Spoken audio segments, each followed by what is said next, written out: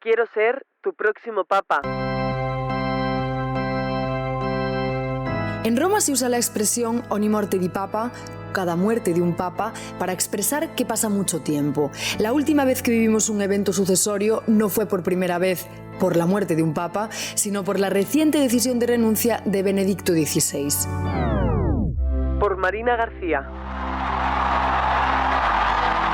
Aquella decisión modificó sin duda el cónclave de 2013, del que salió un papa, Jorge María Bergoglio, que revolucionó la Iglesia y que se convirtió, por su carisma, en un pontífice pop. Él mismo dijo que sus compañeros cardenales lo habían ido a buscar al fin del mundo. I miei fratelli cardinali sono andati a prenderlo quasi alla fine del mondo. La gran pregunta ahora es esta: ¿de dónde vendrá? ¿Quién será el próximo pontífice? In questi giorni, in queste ore, iniziano a circolare i primi nomi di chi potrebbe, il condizionale d'obbligo, succedere a Papa Francesco. L'elenco è molto lungo. Desde el mismo lunes 21 de abril, cuando conocimos la muerte del Papa Francisco a causa de un ictus, comenzaron las apuestas. ¿Será un papa italiano, tras 35 años sin que el grupo más potente del cónclave haya podido elegir a un conacional? ¿Será un papa del sur global, África o Asia, emergentes en tantos aspectos, pero sobre todo en el número de creyentes católicos que crece solo en esas zonas del mundo? ¿O será europeo para intentar volver a poner el epicentro en Occidente?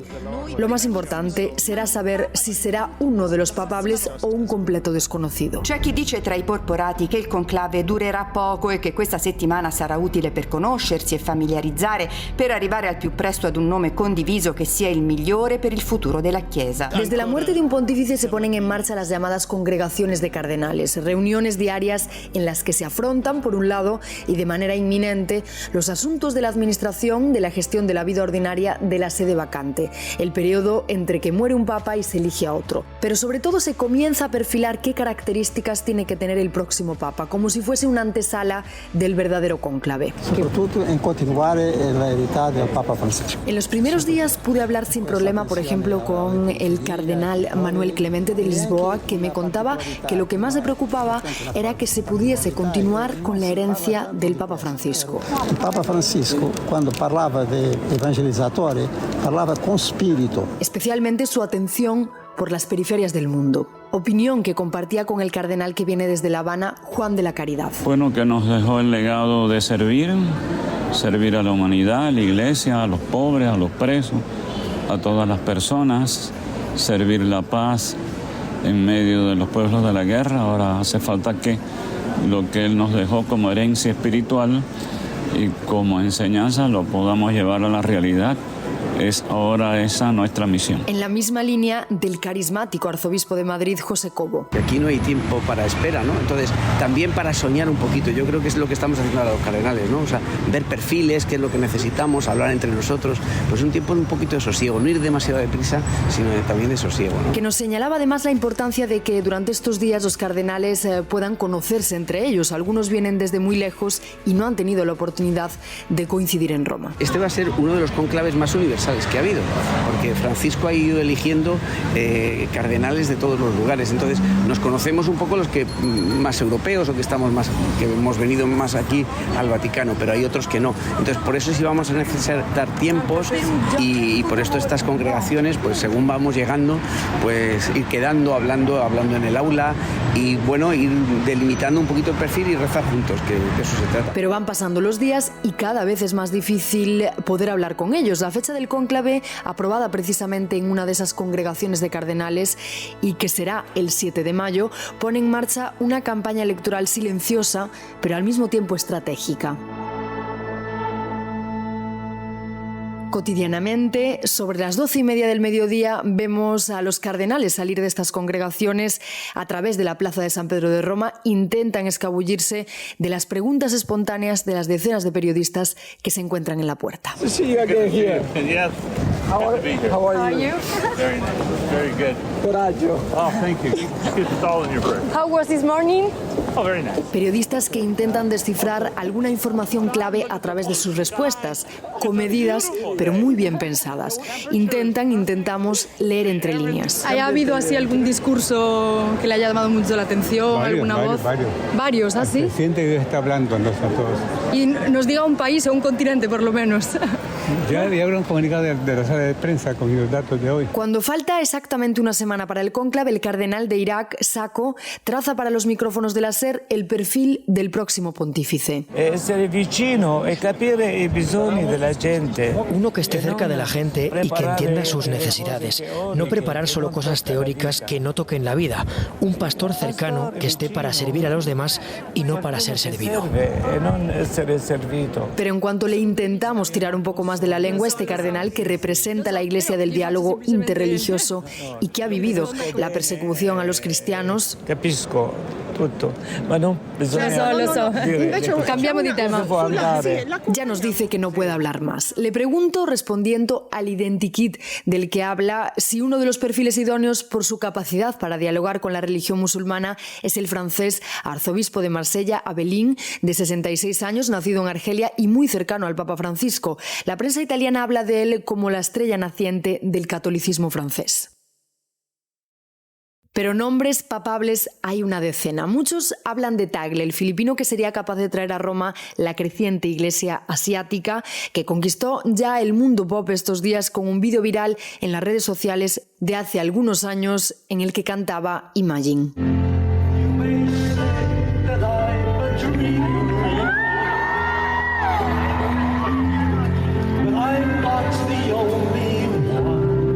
Pero como dicen por aquí, es imposible saber lo que querrá el Espíritu Santo. Eso sí, algunos nombres junto a estos dos, Abelín y Tagle, sí que suenan. Por ejemplo, los italianos tienen siempre mucho poder. Sobre todo ahora que Becciu, el cardenal condenado a 5 años por malversación de fondos, se ha echado a un lado cuando estaba a punto de llevarse a todos sus connacionales por delante. Suena entre ellos el secretario de Estado de Bergoglio, Pietro Parolin, un hombre institucional, diplomático, conocido en todo el mundo, lo que puede garantizarle la cosa más importante de todas, la cantidad de votos, y quien lo conoce desde hace 30 años dice de él que está limpio, algo muy difícil dentro de los muros vaticanos. Al mundo entero, Papa Francesco rivolge il suo abbraccio dal cielo. Pero le falta algo que sí tenía el Papa Francisco, carisma. Muchos dicen que con su misa de este domingo 27, en el segundo día de los 9 de luto por el Papa, quemó sus posibilidades porque no comunicó, no llegó a la gente. Por cierto, las misas que se celebran estos días son una oportunidad más para demostrar al mundo, pero sobre todo a los compañeros cardenales, cuál es tu idea de la Iglesia. Interceda per noi, vegli sulla Chiesa, sostenga il cammino dell'umanità nella pace e nella fraternità, e così sia. Suena también entre los italianos Zuppi, obispo de Bolonia y jefe de la Conferencia Episcopal Italiana, con un mensaje progresista, continuista con Bergoglio y con una gran personalidad. También Pizzaballa, italiano patriarca de Jerusalén, representante de la Iglesia de la periferia, que ganó gran popularidad cuando propuso a Hamas, en medio del conflicto en Oriente Medio, que lo tomasen a él como rehén en el lugar de las 100 personas secuestradas el 7 de octubre. Io sono pronto a uno scambio, qualsiasi cosa, anche se questo può portare alla libertà e riportare a casa quei bambini, nessun problema. Los conservadores han hecho mucho ruido durante este pontificado, especialmente el cardenal Burke, Sara o Müller, pero el más famoso quizás sea el húngaro Péter Erdo. En 2015 ordenó a la Iglesia húngara no acoger a los cientos de miles de solicitantes de asilo que cruzaban la llamada ruta de los Balcanes, argumentando que hacerlo equivaldría a convertirse en traficantes de personas. Es uno de los que está siempre en la lista del top 10 de papables. La semana previa al cónclave es lo que el Corriere della Sera ha descrito como el desfile de los divos de la Iglesia, de rojo, con sus hábitos y sus cruces de oro, algunos incluso con conductor privado que los espera a la salida de las congregaciones de cardenales en coches de marca, todos o casi todos con su teléfono de última generación en la mano y colgando de su cuello una acreditación que dice sede vacante y su nombre. Aunque no hace falta, porque los guardias suizos los conocen uno a uno a los 252 cardenales que pueden participar en esta reuniones y que incluyen los mayores de 80 años y a los 135, 133 debido a 2 bajas por enfermedad que podrán votar en el cónclave. En pocos días se cerrarán a cal y canto en algunas residencias, la Casa de Santa Marta y otros edificios aledaños que pueden acogerlos a todos, y se aislarán del mundo para elegir al sucesor de Francisco. De hecho, unas 40 personas están ya ultimando todo lo que se necesita para preparar el escenario principal, la imponente Capilla Sistina, ya cerrada al público desde que se conoció la fecha definitiva definitiva para el cónclave. 135 sillas de madera y cerezo, 12 mesas cubiertas por un mantel de paño beige y raso rojo. En cada una de las posiciones los nombres de los cardenales, que tendrán también un bolígrafo, una carpeta roja y un papel para escribir su voto. Otra mesa para la urna con un evangelio sobre el que tendrán que jurar los purpurados. Habrá también, evidentemente, una estufa en la que se quemen los votos y de la que luego saldrá la fumata negra o blanca. Cuando terminen, se leerán los votos. El primer día, el 7 de mayo, habrá una única sesión que comenzará por la tarde. A partir del siguiente, ya 2 por la mañana y 2 por la tarde. En los 34 primeros escrutinios se necesitan 2/3 de los votos, en este momento 89. Benedicto XVI fue elegido en 26 horas y 4 escrutinios, Francisco en 36 y 5 votos. Solo el tiempo nos dirá si este será un cónclave largo o corto y cuánto les costará a los cardenales elegir el futuro de la Iglesia.